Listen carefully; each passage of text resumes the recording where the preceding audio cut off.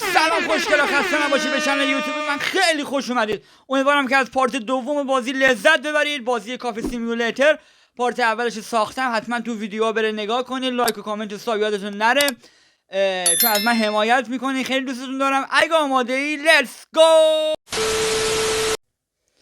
خب ساعت 8:40 است. از خواب بلند شده، طبق معمول گوش نشه، بریم یه غذای بهش بدیم. تو یخچال ببینیم چی داریم. ای بابا، سری پیش پیتزا خورده بود آجی، دیگه یه دوناتو بزن. خب پر شد، دیگه کار نداریم. بریم سریع به کسب و کارمون برسیم. درم ببندم.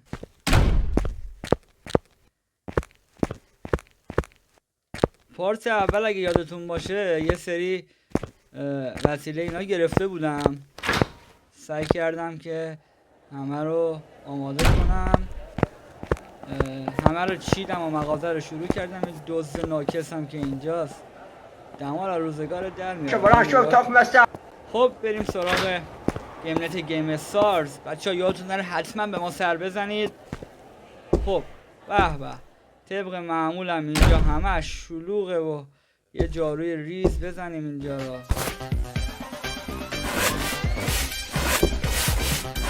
کسی اینجا نیومده، چه خبره؟ هیچ نمیخوره اینجا دو باشن همش. دوباره داستان تکراری دیگه. جارو دستم باید بگیرم. آها قبلش بهتون نشون بدم. جی جی جی جینگ، یه سیستم گیمینگ خفن با یه سیستم کمیته امدادی چیدم اینجا. امروز میخوایم مغازه رو وا کنیم، گیمنت رو وا کنیم، ببینیم مشتری برامون میاد یا نه. امیدوارم که بیاد. حالا اون تصدیقار اینا رو هم کار ندارم من. بریم ببینیم چه خبره. مغازه رو وا کنیم. آها قبلش بچه ها باید یه آپدیتی سیستم ها رو انجام بدم. یه سری بازی های جدید بریزم توی سیستم که مشتری که میاد بتونه همه بازی ها رو انجام بده، فقط صرفا چند تا بازی نباشه. خب ما این قسمت گیم یه چند تا بازی هست که جی تی یو، خب اینا نمیان معرفی نمیکنن قشنگ بازی که تبلیغ نشه، ولی ما اینجا میگیم. بازی جی تی ای $299 برای سیستممون گرفته بودیم. فیفا گرفته بودیم. بعد بازی های دیگه الان میخوام بگیرم که بتونن بیشتر بازی کنن مشتریامون.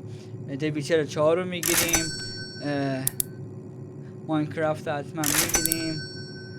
بعد یه سری بازی مثلا مثل لست آف آس،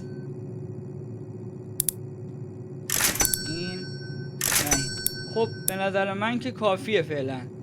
پولامون هم الکی خرج نکنیم. بریم مغازه رو وا کنیم ببینیم چه خبره. خب اوپنش کنیم. در باز منتظر میشیم که اولین مشتری بیاد. ساعت هم 11:20 صبح. البته صبح که نه، وسط ظهره.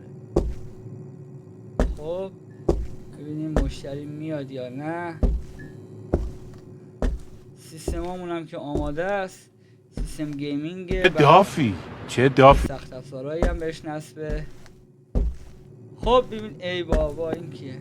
سلام خانم، خودت خوش اومدین. شما اینجا چیکار میکنید؟ وایسا ببینم. ادبش میکنم. بیا برو بیرون عزیز، بیا برو بیرون.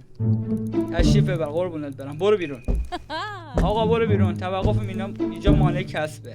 بفرما عزیز. به من چه گشنته؟ برو آقا. از صبح تا حالا چی دشت نکردیم، اینجوری هم میان باز خودشون سرشون میندازن پایین، میان داخل مغازه. آقا تشریف ببر برادر عزیز، بفرما.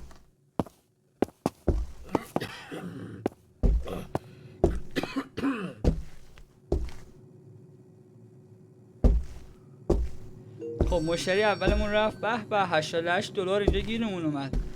خیلی هم عالی. شما چی میخوای برادر عزیز؟ کجا رفت؟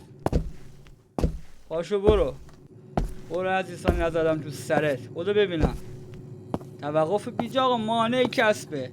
آدم باید مشتری مدار باشه، همینطور که برای مشتری ارزش قائل میشه برای این بزرگواران مشتری داشتم میگفتم بهتون ارزش مرد. ولش کن. سلام، خیلی خوش اومدی بزرگوار، بفرمایید. ما اینجا هم سیستم گیمینگ داریم هم سیستم کمیته امدادی، دیگه انتخاب با خودتونه. بله کمیته امدادی انتخاب میکنن. چیکار؟ محتوای بد دیگه ببینم. اینجا ما اصلا چیز بد نگاه نمی کنیم، مخالف 100% اینجور مسائلیم. پولم برام ارزش نداره، انسانیت فقط مهمه و مشتری مداری. سلام خانم، خسته نباشی، بفرمایید. به سیستم گیمینگ رو انتخاب میکنن. خوشم میاد دیگه از این مشتریایی که میان میشینن بازی میکنن، نه این مشتریایی که اینجا داشت محتوای ناجور نگاه میکرد. بریم ببینیم چه خبره. شهرم که پر از دوستان بزرگواره. خب یه سری پول دستمونه، میخوام یه سری سیستم بخرم، یه جا بذارم که بعد اینکه یکم بیشتر پول دستمون اومد بتونم اون سیستم ها رو نصبشون کنم. الان من با اجازه اینو بندازم. خب چون پول کافی نداریم ببینیم چه خبره، چی گیرمون میاد اینجا. خب کلا $615 فکر کنم من پول داشته باشم. با $615 فکر نکنم چیزی بتونم بگیرم. بله میبینید که یه دوست بزرگوار تشریف آوردن داخل مغازه، همینو کم داشته. ایشون الان فکر کنم یکی از سیستم‌های ما رو میخواد برداره. بله چی داره برمیداری؟ گیر کرده اونجا. پدستک کیبورد رو برداشته بود. خاک بر سرت اما کنم. اینجا از خجالتش در اومدیم. آقا خیلی باید مراقب باشید، دوز انقدر زیاد شده که نگو.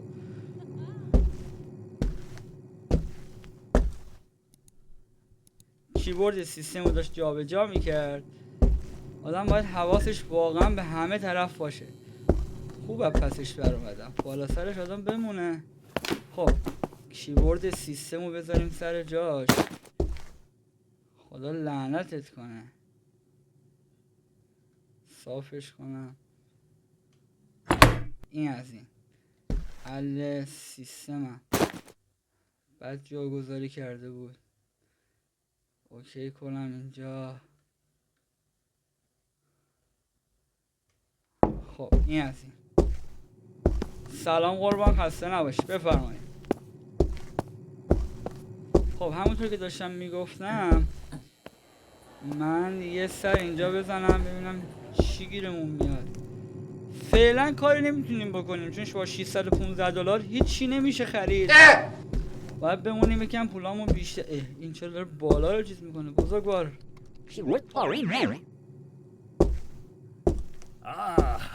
حالا ایشون داره لذت میبره. به این صورت